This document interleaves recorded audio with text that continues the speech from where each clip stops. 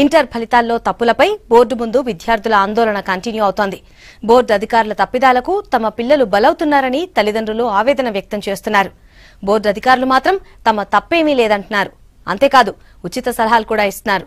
Revaluation చేయించుకోవాలని సూచిస్తున్నారు board కార్యదర్శి అశోక్. గోల్డ్ మెడల్స్ కొట్టిన వాళ్లు కూడా అప్పుడప్పుడు ఫెయిల్ అవుతారని బోర్డు తీరుని వెనకేసుకొచ్చారు.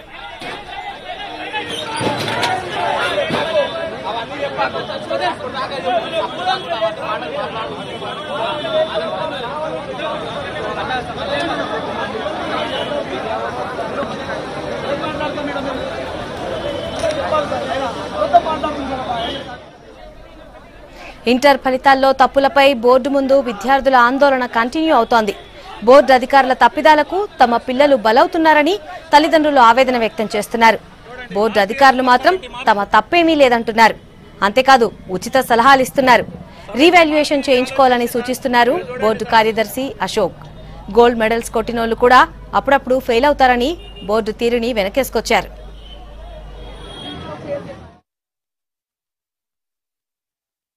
ఏదైనా వాళ్ళకి అన్యాయం జరిగిందంటే మేము ఇంత మంచిగా రీకౌంటింగ్ రీవెరిఫికేషన్ పెట్టినాక ఇంత మంచిగా ఆన్సర్ షీటే ఇస్తామమ్మా అంటే బాబు అని అంటే ఇంతకంటే పారదర్శకంగా ఏమైనా ఉంటుందా? ఇంకేం కావాలి మీకు? ఏం చేయాలి మేము? ఇంకా ఆన్సర్ షీట్ కంటే ఇంకేం చూపించాలి మీకు? ఎవరికైనా ఉండొచ్చమ్మా, ఎవరైనా ఫెయిల్ కావచ్చు, ఉండొచ్చు. ఆయన ఏం చేసిండో మాకు తెలుసా? ఒక్కొక్కరి గురించి నేను కామెంట్ చేయలేను కదా. ఒక్కొక్కరు ఇప్పుడు ఒకరు మ్యాథ్స్ లో మంచిగా ఉంటాడు, ఇంగ్లీష్ లో తక్కువ ఉంటాయి. ఏం చేయాలి? అది తప్పదు అమ్మ. లాజికల్ గా పనిచేయదు ఇక్కడ. మీకు అనుమానం ఉంటే ఆ హాల్ టికెట్ పెట్టి అలాంటిది ఏం జరగలేదు. మీరు అమ్మ ఒక్కొక్క కేసు మీరు అంటున్న కేసుకి హాల్ టికెట్ తోనే అప్లై చేసుకోండి. నేను దానికి జవాబు పత్రం చూపిస్తా. మీ ఆన్సర్ కరెక్ట్ ఓకే. మా దగ్గర తప్పు కాదు, అది కరెక్ట్ కాదు. మీరు ఏమైనా ఉంటే ఆన్సర్ పెట్టుకోండి, నేను దానికి వెరిఫై చేసి చెప్తాను. అది కరెక్ట్ కాదు, అలా జరగదు. ఒక 10 లక్షల మందిలో ఫెయిల్ అవ్వడానికి చాలా కారణాలు ఉంటాయి. ఫెయిల్ అయిన వాళ్ళవి అవన్నీ కారణాలు చెప్పడానికి నేను లేదు కదా ఇక్కడ. మేము అనుమానం ఉంటే పెట్టుకోండి అంటున్నాను కదా. ఇంతకంటే పారదర్శకత కాదు. I'm challenging. We have not done any mistakes.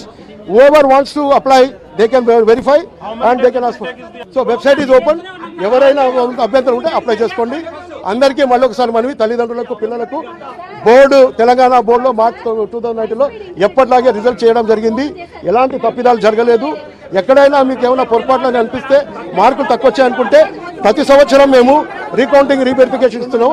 అదేవిధంగా ఇప్పుడు కూడా అవకాశం ఇస్తాం. ఇప్పుడు మీరు చెప్పిన ఉదాహరణ అందరూ కూడా పెట్టుకోవచ్చు. తప్పుంటే పోతుంది, తప్పకుండా తెలుస్తుంది. So we're here, we're as Telangana board we're committed to transparency, accountability, objectivity and quality. దీంట్లో ఎక్కడ సందేహం లేదు. దీనికి మంచి చరిత్ర ఉంది. ఆ చరిత్ర ప్రకారంగానే మేము నిలబడుతున్నాం, మాట్లాడుతున్నాం.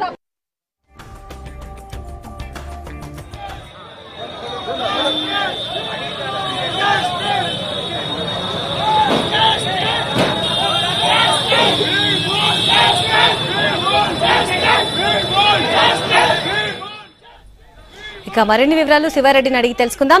శివారెడ్డి చెప్పండి, బోర్డు దగ్గర ప్రస్తుతం పరిస్థితి ఎట్లుంది?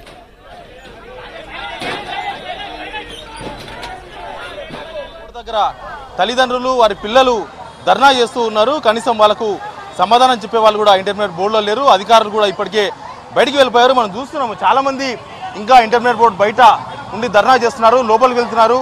కనీసం వాళ్ళకు అనుమానాలు, వాళ్ళకు ఉన్న డౌట్స్ నివృత్తి చేస్తే చాలు అని కూడా చాలా మంది అడుగుతున్నారు. చాలా మంది విద్యార్థులకు దాదాపు 900 పైన మార్కులు వచ్చిన వాళ్ళు కొద్దిమంది ఫెయిల్ అయ్యారు. అంటే ఒక్కొక్క సబ్జెక్టులో ఒకేసారి 90 మార్కులు 80 మార్కులు వచ్చాయి.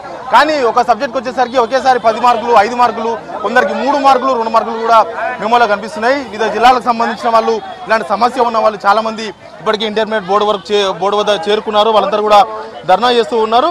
బోర్డు సెక్రటరీ అశోక్ కుమార్ మధ్యాహ్నమే ఈ ఆఫీస్ నుంచి బయటికి వెళ్ళిపోయారు. ఆయన కూడా తల్లిదండ్రులకు ఎలాంటి సమాధానం చెప్పలేదు. ఇంటర్మీడియట్ బోర్డు ఎలాంటి తప్పిదం చేయలేదు, ఫెయిల్ అయ్యారు కాబట్టి మళ్ళీ ఎగ్జామ్స్ సప్లిమెంటరీ రాసుకోవాలి, పాస్ కావాలని చెప్పి వెళ్ళారు. కానీ వీళ్ళకున్న అనుమానాలు వేరే ఉన్నాయి. అసలు ఈ మెమోలో ఉన్న వీళ్ళకున్న మార్కుల లిస్టులో ఉన్న కోడులు ఏవి అర్థం కావట్లేదు. కొంతమంది ఎగ్జామ్స్కి అటెండ్ అయినా కూడా ఆబ్సెంట్ అని కనిపిస్తుంది. కొంతమంది ఆబ్సెంట్ అయినా కూడా వాళ్ళకి ప్రజెంట్ అని కూడా చూపిస్తున్నారు. కొంతమంది అట్లాంటి విద్యార్థులు కూడా మనతో మాట్లాడారు. వాళ్ళందరూ కూడా ఇంకా ఇక్కడ ఉన్నారు. కొంతమంది అయితే వాళ్ళు ఇప్పటి వరకు ఇంటర్మీడియట్ ఫస్ట్ ఇయర్లో దాదాపు 900 పైన మార్కులు సంపాదించిన వాళ్ళు ఇక్కడికి వచ్చేసరికి సెకండ్ ఇయర్కి వచ్చేసరికి ఒకేసారి చాలా సబ్జెక్టులు 2-3 సబ్జెక్టులు ఒకేసారి ఫెయిల్ మార్కులు వచ్చాయి. చాలా మంది ఉన్నారు, వాళ్ళతో మాట్లాడిన కొద్ది మందితో. ఏం పేరు మన పేరు? జ్యోత్స్న.